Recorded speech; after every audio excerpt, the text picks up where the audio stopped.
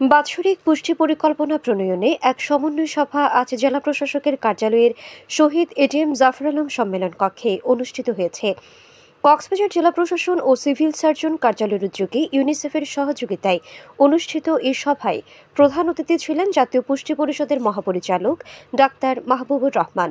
অতিরিক্ত জেলা প্রশাসক মোহাম্মদ ইয়ামিন হোসেনের সভাপতিত্বে এতে জাতীয় পুষ্টি পরিষদের উপপরিচালক ডাক্তার আক্তার ইমাম, deputy civil surgeon doctor Muhiuddin Mohammad Alamgir, জেলা শিক্ষা কর্মকর্তা মোহাম্মদ নাসির উদ্দিন সহ কমিটির সদস্যরা বক্তব্য রাখেন। এতে সরকারি বিভিন্ন দপ্তরের কর্মকর্তা, উপজেলা স্বাস্থ্য কর্মকর্তা বৃন্দ সহ সুশীল সমাজের প্রতিনিধিরা অংশ নেন। সভায় বক্তারা বলেন, দেহে পুষ্টির চাহিদা মেটাতে সুষম খাদ্য গ্রহণের বিকল্প নেই। সভায় স্বাস্থ্য ও পুষ্টি বিষয়ক সচেতনতামূলক কার্যক্রম বৃদ্ধির উপর জোর দেওয়া হয়।